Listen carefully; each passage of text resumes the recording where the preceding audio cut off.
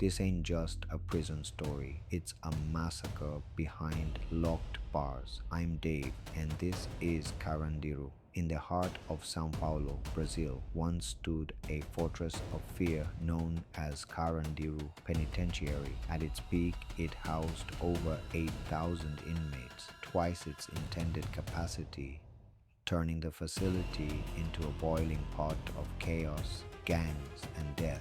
But what made Carandiru infamous wasn't just the overcrowding or inhuman conditions. It was the massacre of 111 inmates in a single day by the very people sworn to maintain order. The year was 1992. Brazil's justice system was cracking, crime rates were soaring, and the prison system was bursting at the seams. Carandiru had become a symbol of everything wrong with the country's penal system: corruption, neglect, brutality. Inmates ran their own internal systems, drug rings, turf wars, and makeshift justice ruled cell blocks more than the guards did. There were no clean beds, no running water, and certainly no rights.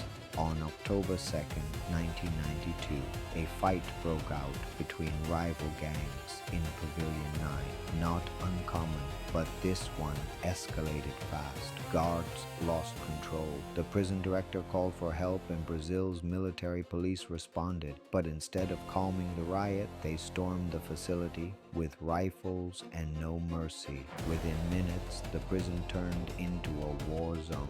Unarmed inmates were lined up, shot point blank, some while begging for their lives. Survivors claimed many prisoners had already surrendered but were executed anyway. Autopsy reports showed multiple bullets to the head, back, and even the face.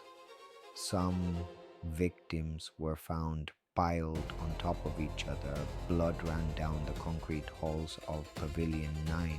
By the end of the operation, 111 inmates were dead, none of them officers. It wasn't a battle, it was a slaughter.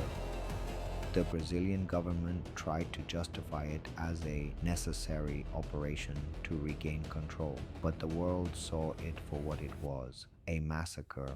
International outrage followed. Human rights organizations condemned the Brazilian state for its handling of the incident. The prison, already notorious, became a symbol of the darkest corner of justice, where those already forgotten by society were violently erased. But justice, it didn't come quickly. It took over 20 years for anyone to be held accountable. In a drawn-out legal battle, the officers involved were slowly brought to trial. Between 2013 and 2014, more than 70 officers were convicted for their roles in the massacre, receiving sentences ranging from 48 to 624 years. But many of them never served real time. Appeals, delays, political protection. It was a familiar story in Brazil's flawed justice system. Carandiru was eventually shut down in 2002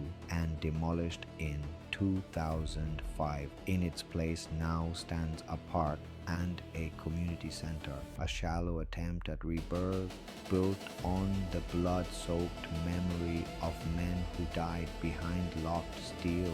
But some scars don't fade. Survivors carry the trauma. Families never received compensation. Some former guards bragged about what they did. And for Brazil, Carandiru remains a stain it can never fully wash away. The prison system worldwide is no stranger to violence, but what happened at Carandiru wasn't an accident. It was an execution of the unwanted, a show of dominance, a system deciding who gets to live and who doesn't. This is why No Way Out exists, to remember what they tried to bury. You've been watching No Way Out. Justice can't be buried. Not here, not ever.